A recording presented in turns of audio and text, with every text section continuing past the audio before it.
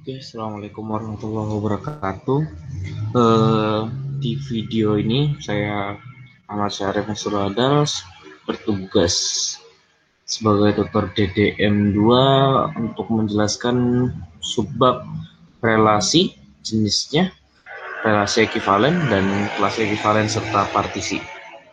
Eh, Mungkin kita mulai aja langsung karena kita punya waktu sekitar 20 menit untuk menyelesaikan ini. Oke, pertama definisi. Jadi saya ngikut di buku aja. Nanti saya akan lebih jelaskan dengan teknik saya sendiri. Relasi itu, jadi relasi itu pasti pada suatu himpunan. Dan relasi itu adalah sebuah subset. Dalam kata lain, dia adalah sebuah himpunan. Dia sebuah himpunan yang mana dia merupakan himpunan bagian dari A cross A dalam hal ini. Jadi jika relasi ini terhadap A, maka R ini pasti subset dari A cross A. Seperti ini biasa simbolnya XRY dengan XY-nya elemen R. Oke. Ini definisi relasi, terus kemudian kita punya ini. Suppose R is a relation on set A. Jadi kita punya refleksif, simetris, dan transitif sebagai jenis-jenis dari relasi. Teman-teman juga sudah tahu, relasi itu refleksif jika untuk setiap X elemen A, X berrelasi dengan X. Jadi kalau kita punya elemen A ini merupakan misalnya A ini himpunan bilangan bulat, maka untuk setiap X bilangan bulat, maka harus di relasinya X harus berrelasi dengan X, sehingga dia bisa dikatakan refleksif. Jika tidak, maka dia tidak refleksif. Untuk simetri, perhatikan bahwa syarat yang kita harus temui adalah XRY terlebih dahulu. Jadi kalau kita punya X berrelasi dengan Y untuk suatu relasi, maka Y berrelasi dengan X. Itu dikatakan simetri. Jika tidak, maka tidak simetri. Tapi hati-hati, jika kita tidak punya X berrelasi dengan Y, maka kita tidak bisa kita tidak perlu melakukan tes kesimetrian di sana karena premisnya tidak dipenuhi. Jadi penuhi dulu premisnya, cek apakah kesimpulannya ada. Kalau sudah premisnya sudah tidak ada, ya sudah, dia tidak perlu kita tes lagi gitu. Kemudian relasi R transitif jika terdapat XRY dan YRZ, maka XRZ. Jadi temukan dulu X berrelasi dan Y, dan kemudian Y berrelasi dengan Z. Kita lihat, kita cek apakah dia X berrelasi dengan Z. Jika salah satu dari XRY atau YRZ ini tidak terpenuhi, maka seperti simetris tadi, tidak perlu kita cek transitifnya. Oke, kita langsung ke contoh. Misalkan saya ke basic biar kalian teman-teman bisa lebih kuat lagi basicnya. Misalkan A-nya ABCD dan ini R-nya ini AA, BB, CC, dan DD. Tentu saja relasi itu bentuknya adalah himpunan pasangan berurut. Kenapa? Karena dia hasil dari cross dua himpunan yang sama.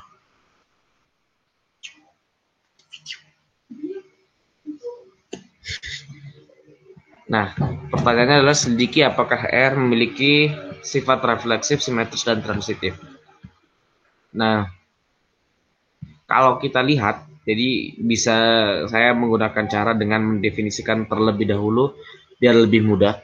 Relasi R adalah relasi sama dengan Kenapa? Karena A sama dengan A, B sama dengan B, C sama dengan C, dan D sama dengan D. Sehingga di sini tidak ada A sama A, B, B, C, atau D, C, C, D, nggak ada. Karena saya mendefinisikan dia sama dengan, sesuai dengan yang diberikan. Gitu. Jadi bisa kita gunakan relasi sama dengan. Oke, uji sifat refleksi. Karena X sama dengan X bernilai benar untuk setiap X elemen A, maka R bersifat refleksif. Very simple. Nah, kadang kita lupa. X-nya kan elemen A. Untuk setiap X elemen A. Jadi setiap X di setiap elemen A. Berarti untuk A, B, C, dan D. Di R ya harus ada A, B, C, dan D, D. Kalau ada satu aja yang nggak ada, maka tidak terpenuhi refleksifnya. Kita lihat untuk setiap X elemen A, yaitu A, B, C, D, ternyata XRX ada.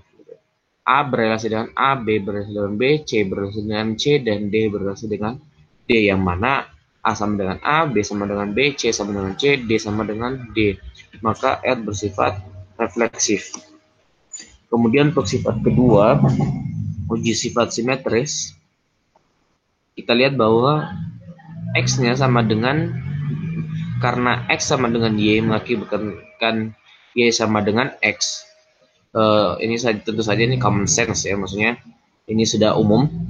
Jadi kalau saya punya untuk XY-nya itu elemen A, kalau saya punya X elemen X sama dengan Y, di mana X dan Y-nya ini A, B, C, D, tentu saja kalau misalnya ini A sama dengan B dan mengakibatkan B sama dengan A, tentu saja ini benar-benar gitu. Kalau A sama dengan B, B sama dengan A. Jadi R itu bersifat simetris tanpa perlu kita tujui, kan tidak ada A dan B di sana. Iya, tapi dalam hal ini berarti dia X dan Y-nya adalah A. X dan Y-nya bisa B, bisa C, bisa D, ataupun bisa A. Jadi nggak harus berbeda. Dalam kasus ini tidak berbeda. Jadi X sama dengan Y berarti A sama dengan A, mengakibatkan A sama dengan A untuk setiap A elemen A. Jadi dia simetris. Tentu saja untuk sifat transitif teman-teman bisa tebak ya caranya. Karena X sama dengan Y, Y sama dengan Z, mengakibatkan X sama dengan Z untuk setiap X, Y, Z elemen A, maka relasi R transitif. Jadi misalnya X-nya saya ambil D, maka D sama dengan D.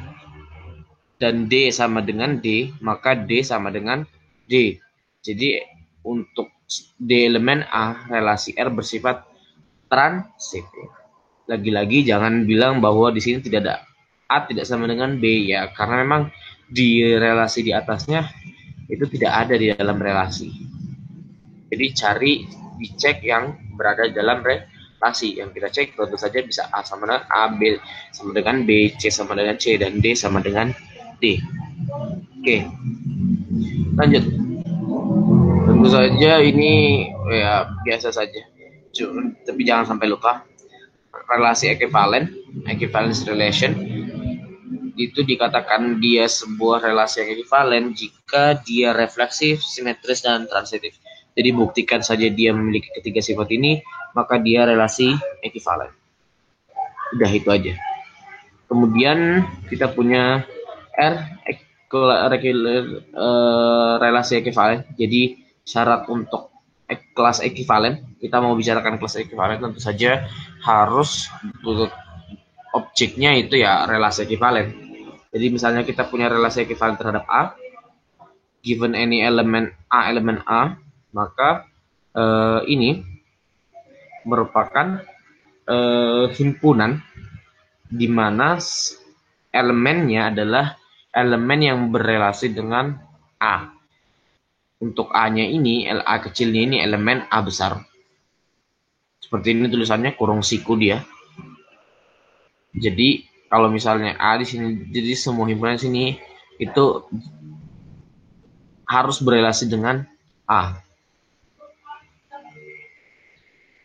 Oke, misalnya R relasi ekivalen untuk terhadap A. Misalkan AB elemen A, maka kita punya teorema. Tentu saja teorema ini ada di buku dan sudah dibuktikan, jadi tinggal dipakai. Kalau kita punya kelas ekivalen A dan kelas ekivalen B itu sama jika dan hanya jika A-nya berelasi dengan B, dan ini berlaku sebaliknya. Bisa dilihat pembuktiannya di book of proof. Jadi jika kita punya kelas equivalence antara A dan B sama, maka kita punya A berelasi dengan B. Jika kita punya A berelasi dengan B, maka kelas ekivalen A dan kelas ekivalen B itu sama.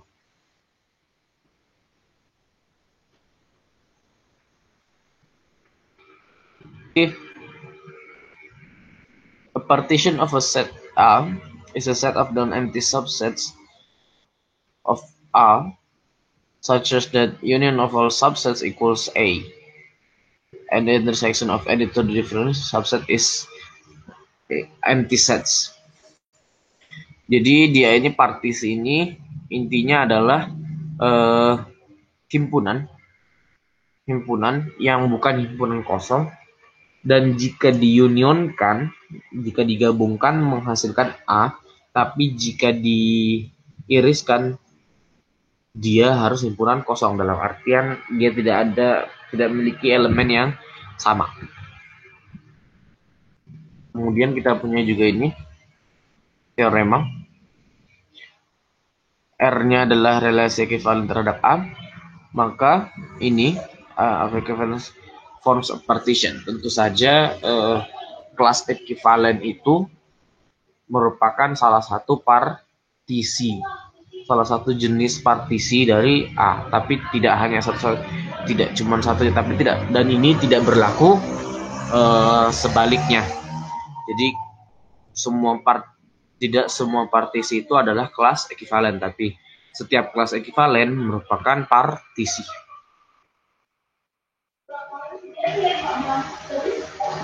Oke, tentukan relasi R pada Z dengan X, R, Y jika dan hanya jika X kuadrat min Y kuadrat genap. Selidikilah apakah R merupakan relasi ekivalen. Tuliskan pula relasi kelas ekivalensi dari salah satu partisinya. Oke. Karena X kuadrat min Y kuadrat bernilai genap saat X kuadrat dan Y kuadrat bernilai memiliki paritas yang sama, maka R-nya saya bisa definisikan seperti ini. Jadi ini apa ya? Teman-teman harus punya pengetahuan ini gitu loh. Teman-teman harus bisa membayangkan kalau X kuadrat min Y kuadrat genap itu apa sih maksudnya?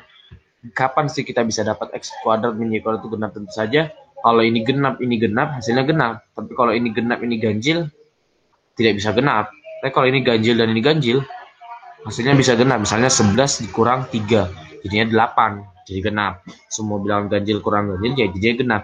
Otomatis jadinya apa sih bentuk umumnya itu? Ya paritasnya sama. Jadi dia ganjil-ganjil atau genap-genap. Maka untuk uji refleksifnya, nah kita bisa tulis seperti ini.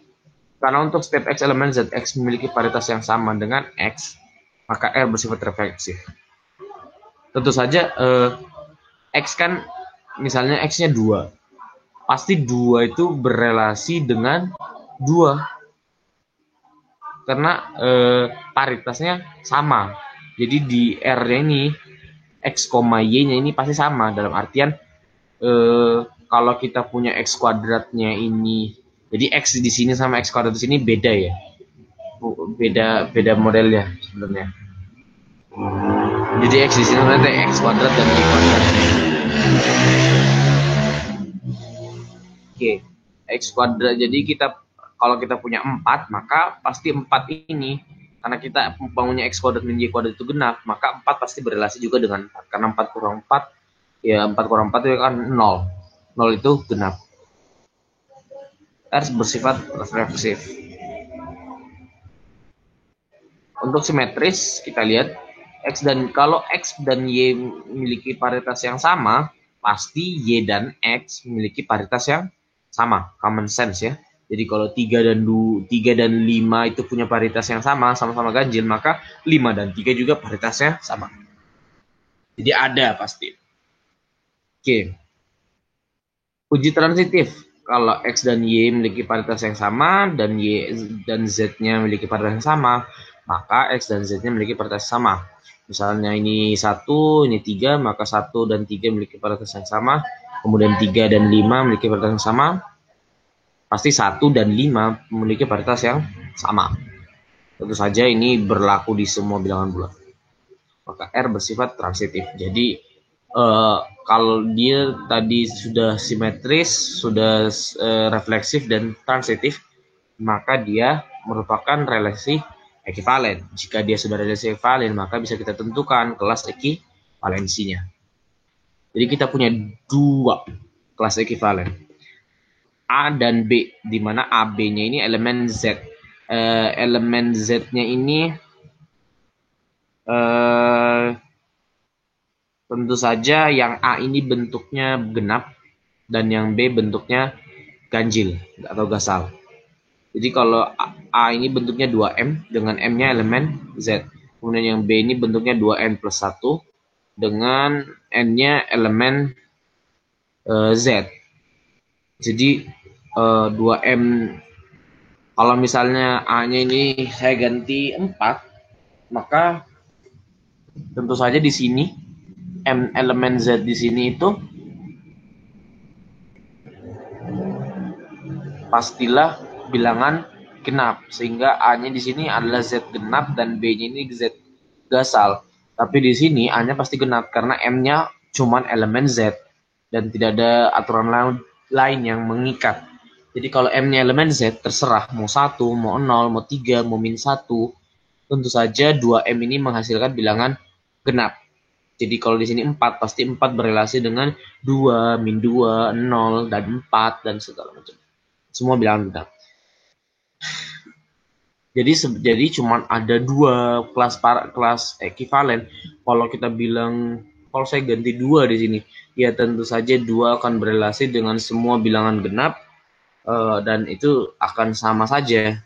Kelas ekivalensi 2, kelas ekivalensi 4, kelas ekivalensi 0, kelas ekivalensi min 8, ini akan sama. Jadi dia disederhanakan satu ekivalensi kelas. Kan kita punya tadi teorema, kita balik ke teorema bahwa ini kalau kita punya A berelasi dengan B, maka kelas ekivalensinya pasti sama. Makanya 2 kan berelasi dengan 4. Jadi otomatis kelas ekivalensi 2 dan kelas ekivalensi 4 itu sama. Jadi kita cuma mau cari kelas ekivalensi kalau dia beda. Nah ini berhubungan dia sama, berarti kelas ekivalensinya cuma ada 2. Bentuk genap dan bentuk gasal. Gampangannya ya diumumkan gitu. Oke, mungkin cukup sekian untuk video kali ini. Mungkin nanti bisa teman-teman explore lagi dan silahkan bertanya juga ke dosen atau ke Mbak Masutornya. Tentu saja, saya lupa. Tentu saja kelas ekivalensi 2 ekivalensi ini adalah partisi. Kenapa? Ya coba teman-teman unionkan mereka, maka dia akan membentuk Z. Dia akan membentuk himpunannya barunya sendiri. Kemudian kalau teman-teman iris, hasilnya adalah himpunan kosong. Karena yang di sini genap, yang di sini gasal. Maka ini membentuk sebuah partisi. Oke, sekian. Terima kasih. Semoga kuliahnya lancar. Sukses selalu. Assalamualaikum warahmatullahi wabarakatuh.